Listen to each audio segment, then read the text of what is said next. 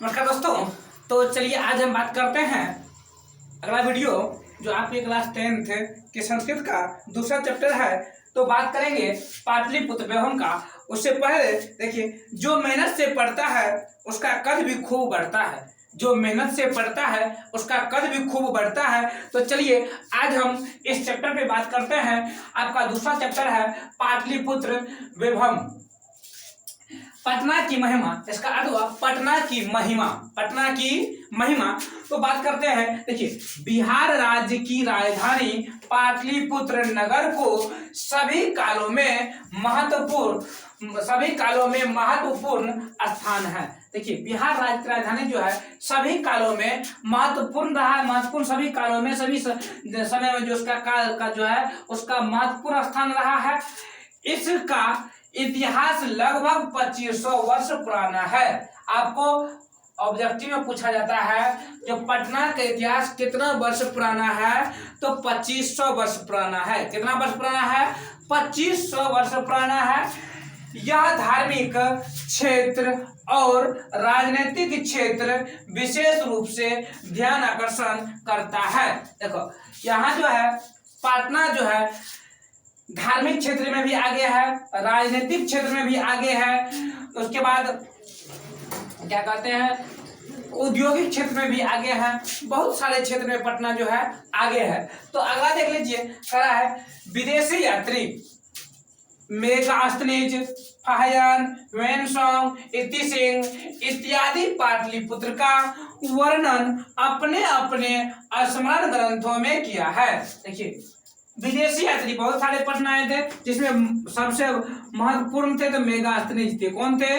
मेगास्थनीज पटना जो आए थे, फाहियान जो आए थे, ह्वेनसांग जो आए थे, इतिसिंह जो आए थे, सबने अपने अपने स्मरण ग्रंथों में पाटलिपुत्र के बारे में लिखा है। इस पाठ में पाटलिपुत्र वैभव का सामान्य परिचय है। इस पाठ में जो पटना का जो है छोटा सा परिचय दिया गया है, तो उस पर बात करते हैं। देखिए, पाटलिपुत्र जो गंगा के किनारे बसा हुआ है। पाटलिपुत्र कहाँ बसा हुआ है? गंगा के तट पे बसा हुआ है, गंगा के किनारे बसा हुआ है। पूछेगा ऑब्जेक्टिव, पटना कहाँ बसा हुआ है? तो गंगा के तट पे बसा हुआ है। देखिए अगला है, भारत के प्राचीन नगरों में, भारत के प्राचीन नगरों में बहुत ही विचित्र शहर या नगर था। बहुत ही, देखिए, भारत के प्राचीन नगरों में बहुत ही विचित्र नगर या शहर था जिसका नाम पाटलिपुत्र। देखिए, उसके विषय में दामोदर गुप्त नामक कवि कुटनिम ताक्ष्य काव्य में कहा है, पाटलिपुत्र जो सरस्वती के कुलगृह है। पूछेगा, दामोदर जो गुप्त जो है किसका कवि है? कुटनिम ताक्ष्य। कुटनिम ताक्ष्य के कवि कौन है? तो दामोदर गुप्त। कौन है? दामोदर गुप्त। उसके बाद देख लीजिए, सरस्वती का कुल गृह क्या है? कौन है? तो पाटलिपुत्र है। अगला है, और स्वर्ग के समान पवित्र है। स्वर्ग के समान पवित्र कौन सा नगर है? तो पाटलिपुत्र है, जिसका नाम पाटलिपुत्र है। स्वर्ग के समान जो नगर है जिसका नाम क्या है? पाटलिपुत्र है। इतिहास में सुना जाता है कि गंगा के किनारे बुद्ध के समय में पाटलिग्राम अवस्थित था। पाटलिपुत्र का बुद्ध के समय में कौन सा नाम था? तो पाटलिग्राम। पूछेगा, पटना का महात्मा बुद्ध के समय में कौन सा नाम था? तो पाटलिग्राम अवस्थित था, जहां भगवान बुद्ध बहुत बार आए। पूछेगा, भगवान बुद्ध अनेकों बार कहाँ आए थे? तो पाटलिपुत्र आए थे। कहाँ आए थे? पाटलिपुत्र आए थे। अगला देख लीजिए, इसी में उन्होंने कहे कि यह गांव एक दिन महानगर होगा।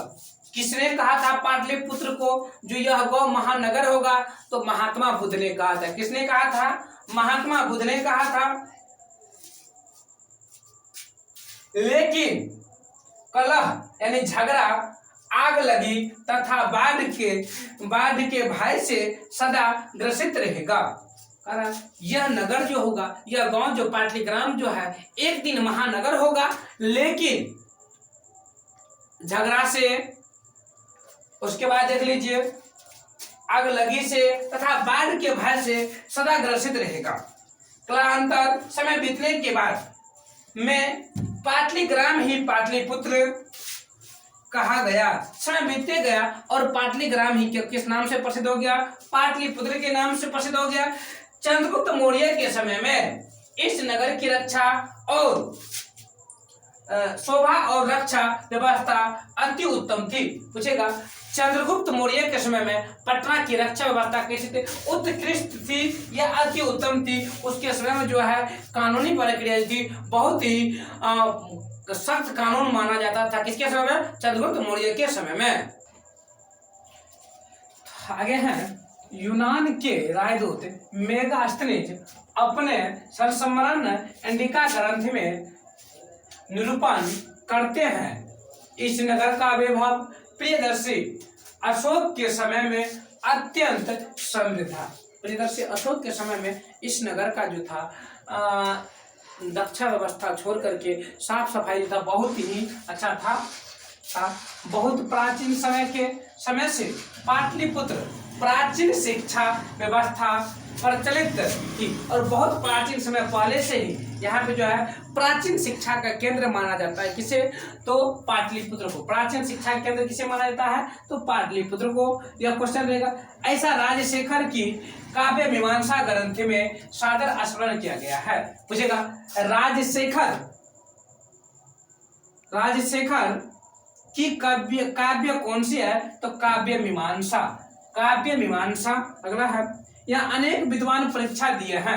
यहाँ अनेक विद्वान परीक्षा देकर के उत्तीर्ण हुए हैं। जैसे पाणिनि आए हैं, पतंजलि आए हैं, वररुचि आदि बहुत सारे थे। कुछ प्राचीन संस्कृत ग्रंथों में पाटलिपुत्र का दूसरा नाम पुष्पपुरम और कुसुमपुर भी प्राप्त होते हैं। कुछ प्राचीन ग्रंथों में पाटलिपुत्र का नाम पुष्पपुर या कुसुमपुर भी प्राप्त होते हैं। इस समय इससे ज्ञात होता है कि इस नगर के समीप फूलों का उत्पादन अधिक होता था। और इससे यह ज्ञात होता है कि इस नगर के समीप फूलों का उत्पादन अत्यधिक होता था। पाटलिपुत्र यह शब्द पाटल पुष्पों की पंखुड़ियों से परिचित हुआ। पूछेगा पाटलिपुत्र का नाम किससे प्राप्त हुआ है? तो पाटल फूलों की पंखुड़ी से प्रचलित हुआ है। पटना नगर की पालिका देवी पटन देवी है। पूछेगा पटना नगर की पालिका देवी कौन है? तो पटन देवी है। शरद ऋतु में इस नगर में कोमोदी महोत्सव नामक महान समारोह गुप्त वंश के शासनकाल में अत्यंत प्रसिद्ध हुआ। कहेगा पटना नगर में कौन सा महोत्सव मनाया जाता था? कोमोदी महोत्सव मनाया जाता। किस ऋतु में मनाया जाता था? शरद ऋतु में। किसके काल में? तो चंद्रगुप्त मौर्य के काल में। अगला है अत्यंत प्रसिद्ध हुआ। वहां सभी लोग आनंद मग्न होते थे। आजकल दुर्गा पूजा उसी प्रकार एक समारोह के रूप में देखा जाता है। आजकल के दुर्गा पूजा उसी तरह से देखा जाता है।